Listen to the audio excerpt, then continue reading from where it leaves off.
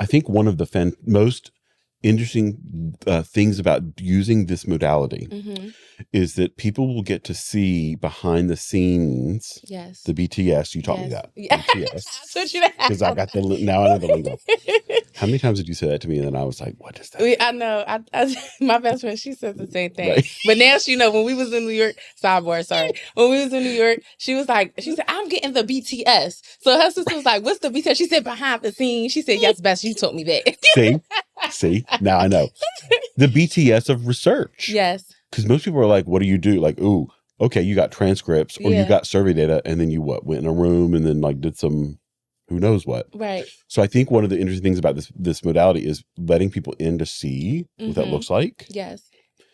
Because there's obviously the people are going to get to meet your participants. We'll have a conversation where we talk through in more detail your stats and your survey. Yeah. But I want to ask you a couple questions about how you're thinking about at this moment, looking forward, getting ready to do these interviews. Right. Right. I mean, of course, you got to be a little nervous, got to be right, but you've already identified people. And let me ask you that: for the survey, people could say, "Yes, I want to participate in the survey, in the interview." How did you choose who you were thinking about asking to participate for the interview? Right. Well, location was important. So I invited everyone who was interested to join us on Zoom for the information session. But for the actual in-person production part, I had to choose individuals who were in the city, who was closer, Gotcha. In proximity when it comes to like transportation, because I knew I wanted it to be access. Live production and I wanted them to be there.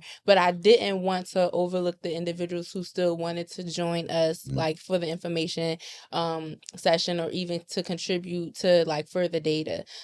So that's how I chose the individuals for the production part, for the qualitative part. How many were you thinking about? Well, how many emails went out? It definitely it was about 40 emails that went out to individuals, and I think that lowered it down to maybe about 20 people who could do it. And then when we hopped on the information session, I think we were at like half of that.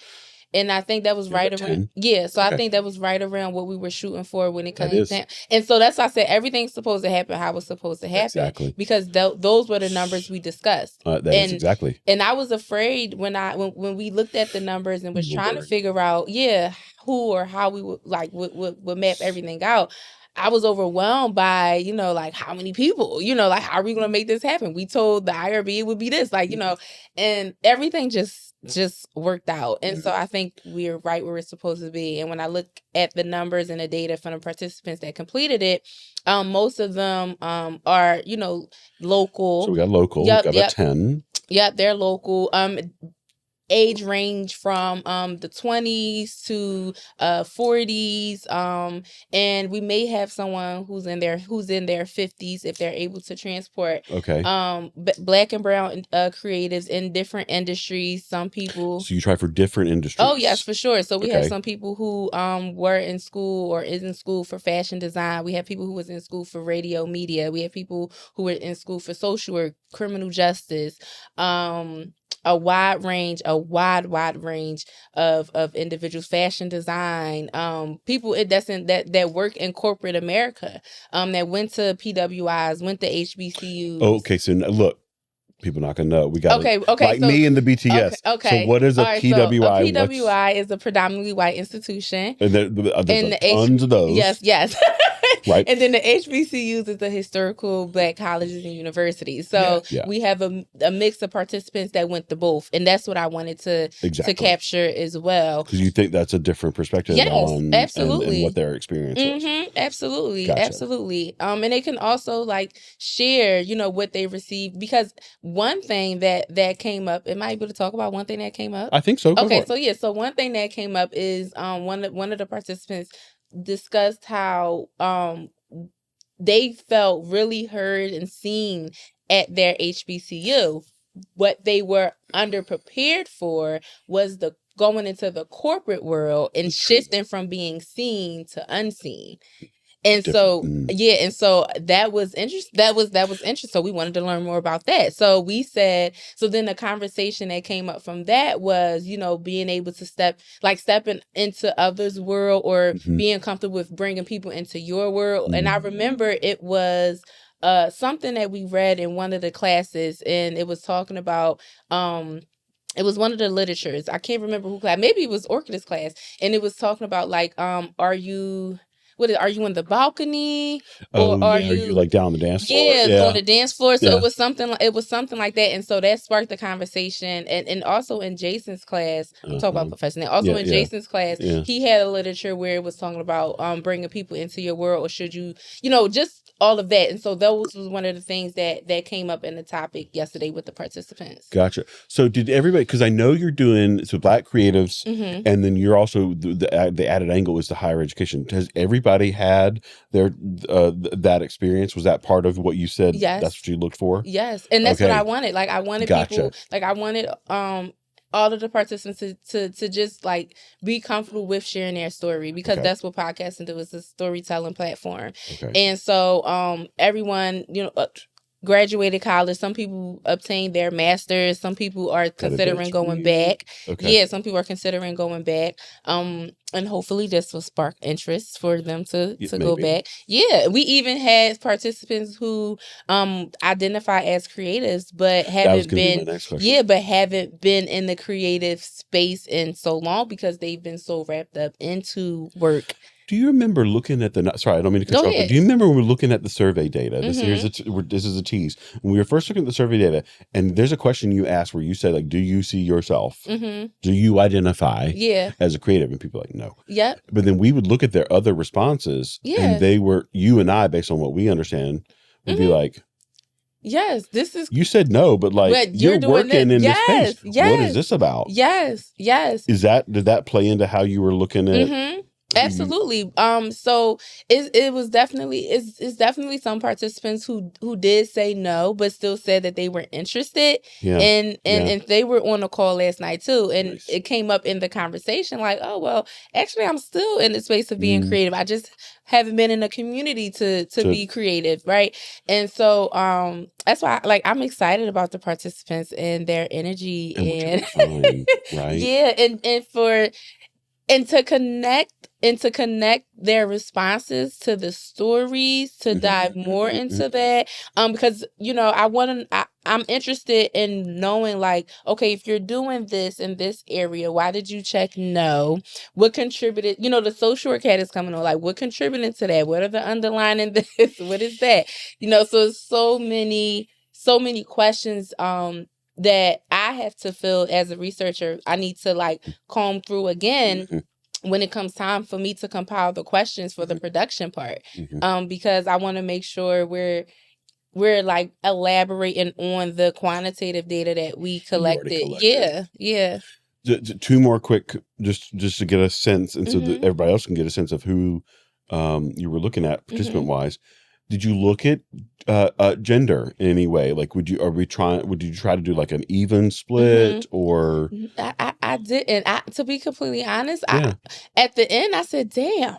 I mean, I don't know if I'm allowed to say that's that. Fine. But it's ours. Of course it is. I said we forgot to ask that. That was one question that we forgot to ask. Welcome to being a researcher. Where sometimes and. I don't even know how we forgot to do that. I know. But to be completely honest, I'm not going to lie. I think that if I would have asked that, I probably would have leaned more into picking the men. You said that.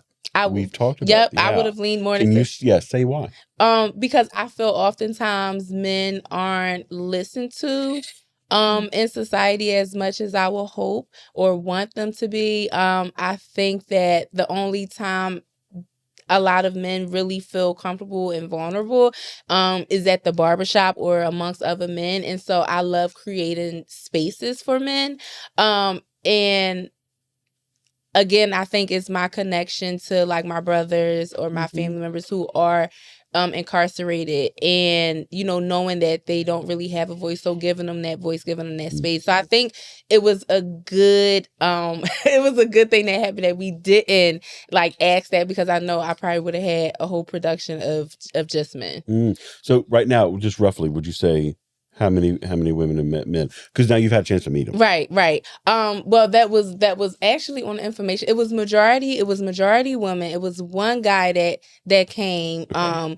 But it's, as far as the ones that's interested in the production piece, and moving forward, it was 3. Okay. And the decent thing about that, one of them is a content creator, but during the day they have other things that they do. Okay. The other person is a media individual. They do storytelling. They're into photography, videography, things of that nature. And the other one is a contractor. Yes, cool. A contractor, builder, but I love that. Yeah, so it's just cool. It's a good mix. It's a good mix, and so I'm excited to really see. But the gentleman who was on vibed really well with the and so it's I could just see how dynamic the conversation is going to be. When you oh my gosh, I just had the question. We were talking about gender. And then I was going to ask you about, we may have to cut this part out. It's okay.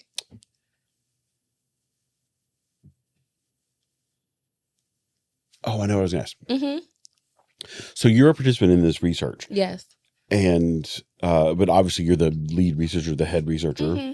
But because you work and are an integral part of this community in this space, mm-hmm. There were some people who, when you reached out for participants, you knew them. Yeah. Were there folks who, when you were looking through the survey, when you were looking through the data, and you were like, oh, for your information session, for the interviews, are there folks who you already have a connection to or are related to? Mm-hmm. And why were those folks people who you were like, oh, I want them in this space? I think, so the interesting thing about it that I'm excited about is it's a combination of both. So some people I didn't know, and then some people I do know. Okay. And so I think everybody from the call yesterday that we're moving forward with, I think with those individuals specifically, and even their responses, it stood out.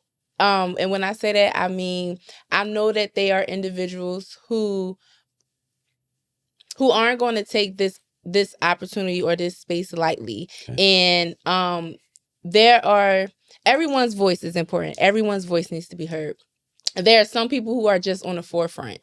And I think from the conversation yesterday, it was a lot of advocacy, a lot of individuals who are on the forefront, a lot of individuals who understand grassroots, who understand history. And I had no idea, you would have thought that they knew each other.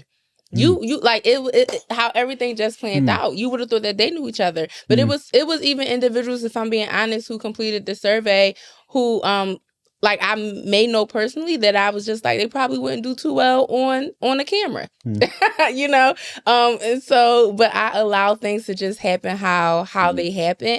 And so everybody who is moving on to the next phase, they chose themselves, and they earned their seats. Everybody earned the seat, but they earned their seat. And I can't wait to see the table that they create with each other.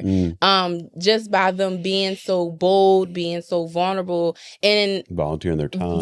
Yeah. And the efforts, the energy, because it's not easy. And just being in certain spaces and creating certain dialogues for people to listen to is kind of challenging. I tell you all the time, I'm really, one of my insecurities is public speaking, and so, but these individuals, they dominate the space. And so it's yes, this needs to be showcased. So yeah, they're the 300. My last question. Yeah. Again, behind the researcher's lens, yes. What you're thinking about. Yes. So we've got them. You had the conversation. Yes. The vibes are good. The energy is high. Yes. You're positive. I'm very positive. What do you imagine this looks like? Are you going to try and do 2 different sessions? Are you going to do 1 session? Okay. Recording wise, this is. All right. So I mean, I'm gonna be completely honest. Yeah. From I'm letting y'all into some BTS. Yeah. Behind the scenes. So I'm really thinking, on one hand, like, I don't know if I want to do 2 groups. And I really like the energy. So I have to talk to you and Jay about this. Like, I kind of like, could it be like a panel, like a panel, where everyone is just on, because the energy was just you really appreciated it. Yes, I really did. And so I wonder what that would look like. You know, so I'm torn between if I should do 2 separate recordings, break the participants up, or if it's a way where we can have everybody on set and just figuring out what that would look like. And that, but you know, again, you know, going through this process, sometimes you're still in the planning stages, and it's not until it actually happens where you say, okay, this is what we're going to go with. And this is what we built. We built this flexibility in absolutely from the beginning, so absolutely, so that you could see like what will work. What are the participants going to feel like? Be able to do? What's the vibe going to be? Yep. So I think that's good for people to hear. Yes. Right. Yes. Absolutely. Like, it's not always going to work out exactly how you want, and you gotta meet people where they are. Right. And so I'm just appreciative that you were just making sure we cover all bases when we put in the application process, so we could have room for flexibility, room for, you know, because things happen, things may not always go accordingly, but you know, I think a strong researcher just knows how to not necessarily like be resilient, but you just go with the flow of things, and you allow the data to follow the data. Yep. And that's what I just want to do. So we'll see how it pans out. Yeah, we'll see. Stay tuned. Yeah. Stay tuned for the next episode. Yeah, stay tuned for the next episode, because on the next episode we will have the participants, and you'll be diving in. And we'll be diving in. I'm excited. Cut. All right. Thank you, Jay.